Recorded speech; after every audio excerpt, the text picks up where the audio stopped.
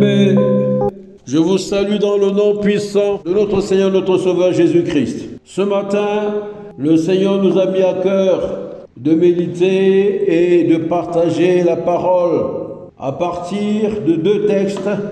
Un premier texte qui est tiré du livre d'Ésaïe au chapitre 9, verset 5. Et un deuxième texte qui est tiré de l'évangile de Luc au chapitre 1, versets 31 à 35. Nous lisons dans le nom puissant de notre Seigneur, notre Sauveur Jésus-Christ. Il est écrit, Ésaïe 9, verset 5. Car un enfant nous est né, un fils nous est donné, et la domination reposera sur son épaule. On l'appellera admirable, conseiller, Dieu tout-puissant, Père éternel, Prince de la paix. Le deuxième texte se trouve dans l'évangile de Luc, comme je l'ai dit tout à l'heure, au chapitre 1, à partir du verset 31. Il est écrit, et voici, tu deviendras enceinte, et tu enfanteras un fils, et tu lui donneras le nom de Jésus. Qui parle? Eh bien, c'est l'ange de l'Éternel envoyé auprès de Marie, la Vierge Marie. Et je reprends, il est dit, et voici, tu deviendras enceinte, et tu enfanteras un fils, et tu lui donneras le nom de Jésus. Il sera grand et sera appelé Fils du Très-Haut. Et le Seigneur Dieu lui donnera le trône de David son père. Il régnera sur la maison de Jacob éternellement et son règne n'aura point de fin. Marie dit à l'ange, comment cela se fera-t-il puisque je ne connais point d'homme? L'ange lui répondit, le Saint-Esprit viendra sur toi et la puissance du Très-Haut te couvrira de son ombre. C'est pourquoi le Saint-Enfant qui naîtra de toi sera appelé Fils de Dieu. Bien-aimés, nous sommes toujours dans cette période festive où l'Église fête et commémore la venue de notre Seigneur et Sauveur Jésus-Christ dans ce monde. Et dimanche dernier, nous avons sous la conduite du Saint-Esprit médité sur le thème Jésus, le don inégalé de Dieu à l'humanité. De cette méditation, la semaine dernière, il est ressorti trois choses importantes qui fondent cette affirmation, qui sont à la base de cette affirmation. Don inégalé de Dieu à l'humanité, pourquoi? Parce qu'en premier lieu, c'est un don d'amour. Et nous connaissons la puissance et la force de l'amour, et rien ne peut résister à l'amour. Don inégalé, pourquoi? Également parce qu'il s'agit du don de la vie. Jésus vient nous donner le don de la vie éternelle. Jésus vient nous donner la vie éternelle. Don inégalé, enfin, parce que Jésus vient dans ce monde, il est pour chacun de nous une source de bénédiction. Il vient avec des bénédictions abondantes de Dieu pour l'humanité tout entière. Bien-aimés, aujourd'hui, dans cette atmosphère festive et de commémoration, nous continuons à explorer l'étendue de cette intervention divine sur le thème « La venue de Jésus, une naissance pas comme les autres ». La venue de Jésus, une naissance pas comme les autres. Trois points essentiels que nous allons relever pour soutenir ce thème et expliquer ce dont il est question. Une naissance pas comme les autres, pourquoi? Parce que c'est une naissance miraculeuse, en premier lieu. Et en deuxième lieu, parce que c'est une naissance à laquelle est attachée une destinée glorieuse, à nul autre pareil. Et en troisième lieu, nous allons tirer les leçons de ce que le Seigneur nous a enseigné dans les deux premiers points. Nous disons que la naissance de Jésus est en fait une naissance pas comme les autres. Pourquoi? Parce que c'est une naissance miraculeuse.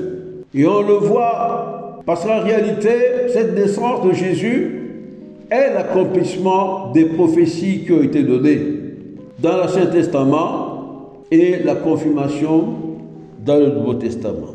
Dans l'Ancien Testament, des prophéties dans le livre de Genèse du Père lui-même sont édifiantes à cet égard. Dans Genèse 3, verset 15, lorsque le Père Tout-Puissant sanctionne et réprimande Satan, qui a poussé l'homme à désobéir et à pécher au jardin d'Éden, il lui dit ceci: je mettrai l'inimitié entre toi et la femme, entre ta postérité et sa postérité. Celle-ci t'écrasera la tête et tu lui blesseras le talon. En réalité, le Père ici commence à révéler le plan qu'il a pour détruire les œuvres du diable. Et pourquoi disons-nous que ce passage annonce en réalité la venue de Jésus? Eh bien, parce que dans 1 Jean 3, verset 8, il est dit: le Fils de Dieu apparu afin de détruire les œuvres du diable. Donc le Père lui-même a prophétisé la venue de son Fils, a pris un décret à cet effet depuis la nuit des temps. La deuxième chose, c'est que dans l'Ancien Testament également, les prophètes, de manière beaucoup plus précise, annoncent la venue de Jésus. C'est ce que nous avons lu tout à l'heure dans Ésaïe 9, verset 5, qui est écrit: car un enfant nous est né, un fils nous est donné. Un fils nous est donné. On l'appellera admirable, conseiller, Dieu Tout-Puissant, etc. Donc il s'agit en réalité ici de l'annonce de la venue de notre Seigneur, notre Sauveur Jésus-Christ. Dans Jérémie au chapitre 23, versets 5 à 6, il est question également de la venue de Jésus. Ces versets parlent du germe juste. Ces versets parlent de l'Éternel, notre justice. Ce germe sera suscité à David et il régnera sur le trône de David éternellement. Dans le livre de Zacharie, on le voit également. Dans Zacharie 3, verset 8, il est dit: je vais faire venir mon serviteur le germe. Donc, en réalité, la venue de Jésus dans l'Ancien Testament est abondamment annoncée, et prophétisée. Et quand on vient dans le Nouveau Testament, au moment où cela devait se produire, il y a d'abord la visitation de Marie. Dans le passage que nous avons lu tout à l'heure, dans Luc 1, versets 31 à 35. Et dans cette visitation, il est dit à Marie qu'elle sera enceinte et qu'elle enfantera un fils et elle lui donnera le nom de Jésus. Bien-aimé, la naissance de Jésus est donc une naissance miraculeuse parce qu'elle relève de ce que le Père, lui-même, le Créateur, a décidé depuis la nuit des temps dans un décret qu'il a pris pour détruire les œuvres du diable. Et cette naissance est également miraculeuse parce que, voyez-vous, elle défie toutes les lois de la procréation naturelle. Dans la procréation naturelle, il est question d'une rencontre physique entre un homme et une femme. C'est vrai qu'aujourd'hui, nous avons la procréation assistée, nous avons les fécondations in vitro, mais là aussi, il y a rencontre entre les spermatozoïdes et l'ovule de la femme.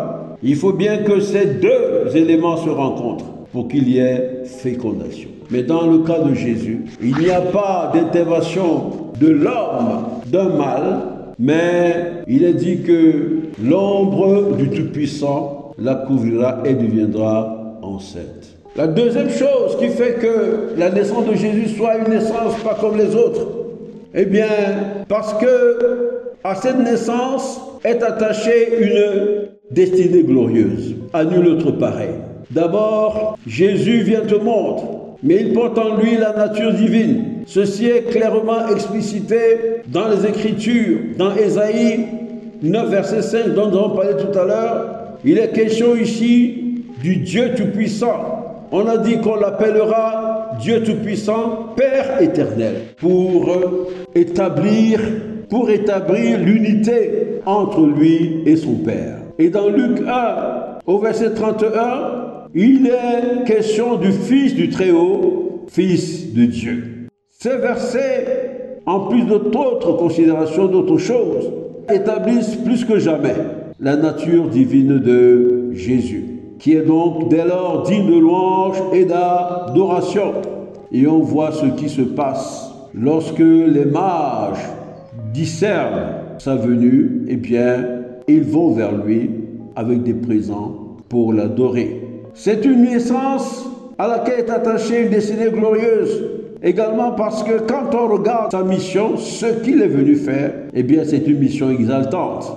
Jésus est l'étoile brillante du matin, qui en réalité vient annoncer un nouveau jour pour l'humanité. C'est glorieux et c'est salutaire pour l'humanité tout entière.